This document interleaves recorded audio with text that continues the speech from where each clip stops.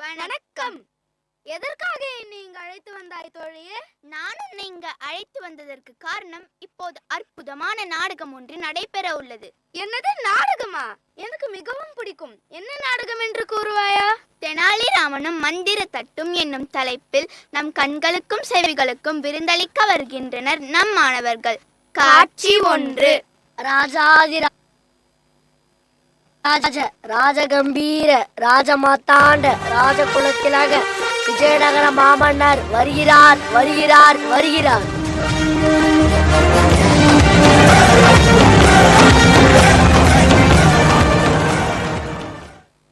வணக்கம் அண்ணா. வணக்கம் அம்மையாரே. வணக்கம். அனைவரும் அமருங்கள். எங்கே எனது செல்ல மகனை காணும்?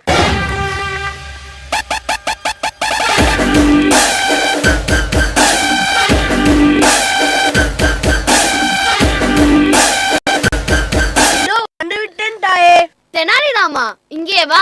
கூறுங்கள் மன்னா. மக்கள் அனைவரும் நலமா? ஏதேனும் குறைகள் உள்ளதா? தங்கள் ஆட்சி நடைபெறும் போது மக்களுக்கு துன்பம் வருமா அரசே? அப்படியா? ஆனால் என் மனம் பாரமாக இருக்கிறது. என்ன, எங்கள் மன்னனுக்கு மனம் பாரமாக இருக்கிறதா?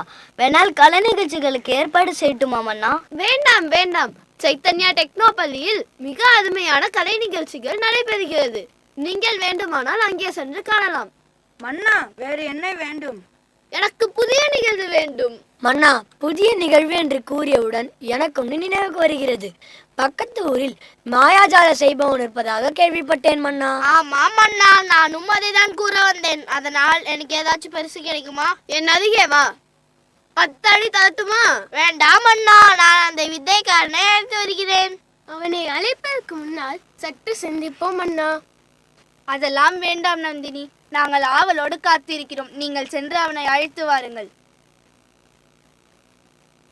இப்போது அந்த மந்திரவாதி வந்து என்ன வித்தை செய்ய போகிறானோ?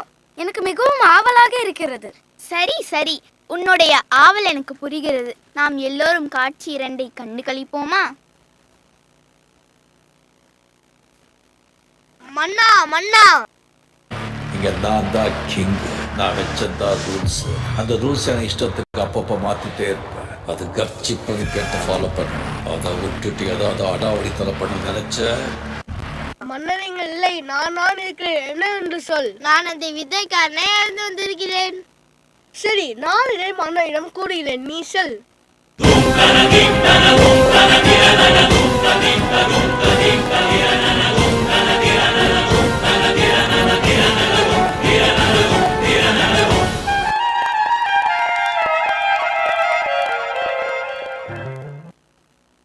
உன்னை பற்றி கூறு. என் பெயர் அமுதன். என் செயல்களும் அப்படிதான் இளவரசே. உங்களுக்கு அமுதமா இனிக்க போகிறது. அப்போ நீ என்ன வித்தைகள் செய்வாய் என்று கூறு. என்னிடம் ஒரு புதுமை வாய்ந்த வெள்ளி தட்டு உள்ளது. அதில் உணவை வைத்து சாப்பிடுவார்கள். பொய் பேசுவர்களாக இருந்தார்களால் அவர்கள் முகம் குரங்காய் மாறிவிடும் இளவரசே. சரி, நாளைய நாள் மணிக்கு அந்த வெள்ளி தட்டு நான் இதை மன்னையிடம் கூறுகிறேன். அப்படியே ஆகட்டும் இளவரசே. இப்போது அந்த வெள்ளித்தட்டில் உணவெனும் அமைச்சர் எத்தனை பேர் குரங்காக மாறப் போகிறார்களோ? கதை மிகவும் ஆர்வமாக செல்கிறது என் தோழியே. வேண்டுமென்றால் அந்த வித்தைக்காரனை அழைத்து நாமும் அந்த வெள்ளித்தட்டில் சாப்பிடலாமா? ஏன், நான் அழகாக இருப்பது உனக்கு பிடிக்கவில்லையா? நான் குரங்காக மாறினால் என்னால் நினைத்து கூட பார்க்க முடியவில்லை. கதை பார்க்கும் உனக்கே இந்த நிலை என்றால் அந்த அமைச்சர்களின் நிலை என்ன? ஐயோ பாவம், அவர்களின் நிலையோ திண்டாட்டம், நமக்கோ அது கொண்டாட்டம் தான். வாருங்கள் சிரித்து மகிழ. காட்சி 3.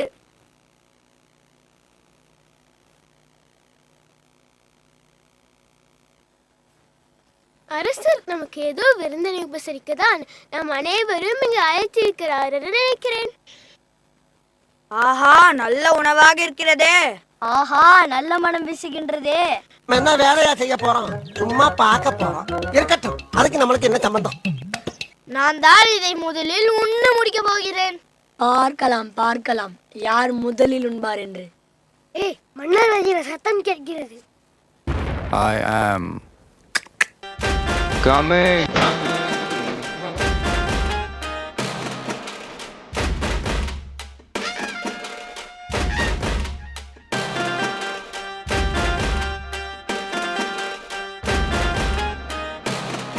அமைச்சர்களே, ஒரே சத்தமாக இருக்கிறது. அமைச்சர்களே, உங்களை அழைத்ததற்கு முக்கிய காரணம் உண்டு. அதற்கு முன்பு சாப்பிட சுவையான உணவும் உண்டு. அந்த உணவை சாப்பிட வேண்டுமானால் ஒரு நிபந்தனை. அந்த நிபந்தனையை மந்திரவாதி நீ இங்கு வந்து கூறு. இந்த வெள்ளி தட்டில் உணவை வைத்து சாப்பிடுபவர்கள் உண்மை பேசுபவர்களாக மட்டுமே இருக்க வேண்டும். அப்படி ஒரு அதிசய தட்டு. அப்பொழுது பொய் பேசுபவர்கள் சாப்பிட்டால் என்ன ஆகும்? பொய் பேசுபவர்கள் இந்த வெள்ளி தட்டில் சாப்பிட்டால் அவர்கள் முகம் குரங்காய் மாறிவிடும். அடி தர்ற வலியை விட பயம் தர்ற வலி. இப்போது யார் சாப்பிட போவது? கூறுங்கள். பல்லவா, நீ உண்பாயா? பரவாயில்லை மன்னா, பல் சொத்தையாக இருக்கிறது. அடங்கப்பா, இது உலக நடிப்புடா சாமி. ஐயோ, அப்படி சரி. நீயாவது உண்பாயா? வேணாம் அண்ணா, எனக்கு வயிற்று வலி இருக்கின்றது. குமரா, நீயாவது உண்பாயா? யாருக்கு என்ன தீங்கு? நமக்கு மட்டும் ஏன் இப்படி எல்லாம் நடக்கிறது? மன்னா, சிறு வயதிலிருந்தே வாழை இலையில் சாப்பிட்டு தான் எனக்கு பழக்கம். அதனால் வேண்டாம் மன்னா. நீயும் காரணம் கூறுவாயா? லக்ஷ்மணா, நீயாவது உண்பாயா? இதில் அசைவ உணவாக இருக்கிறது மன்னா. நான் சுத்த சைவமாக மாறிவிட்டேன். நீயும் காரணம் கூறிக்கொண்டேதான் இருப்பாயா? நந்தினி, நீயாவது உண்பாயா? இன்று முழுவதுமே நான் விரதம், அதனால் எனக்கு வேண்டாம் ராணி. அப்படியா? இப்படி எல்லோரும் காரணம் கூறிக்கொண்டே இருந்தால் இந்த தட்டில் உள்ள உணவை யார் வந்து உண்ண போகிறீர்கள்? அம்மையாரே, நானே உண்கிறேன். பாருங்கள் மன்னா, நான் நனவாகத்தான் இருக்கிறேன். அப்படி என்றால் உன் வாழ்வில் நீ போய் சொன்னதே கிடையாதா? அப்படி இல்லை மன்னா, நான் நல்ல விஷயத்துக்காக சிறு சிறு பொய்கள் கூறியிருக்கிறேன். அப்படி இருக்க என் அழகான முகம் குரங்காய் மாறவில்லையா மன்னா? இங்கே என்ன நடக்கிறது? எனக்கு எதுவும் புரியவில்லை. இளவரசே, வித்தைக்காரன் கூறியது பொய்தான். அப்போது நான் நினைத்தது சரிதான். என்னை மன்னித்து விடுங்கள் மன்னா. என்ன?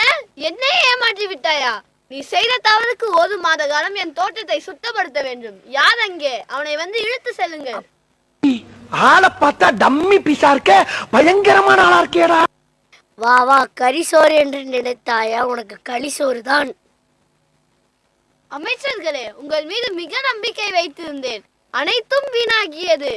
தெனாலிராமா, நீ பொய்யே கூறியிருந்தாலும் அதை துணிச்சலோடு ஒப்புக்கொண்டாய். அதை நான் பாராட்டுகிறேன்.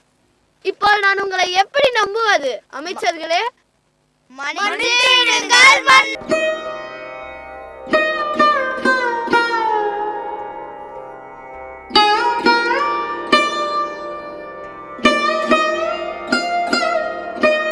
ஆம் தோழி, நாம் பொய் கூறினால் நாம் நம்முடைய மரியாதையை இழக்க நேரிடும். எனவே உண்மையை பேச வேண்டும் என்பதுதான் இக்கதையின் கருத்து.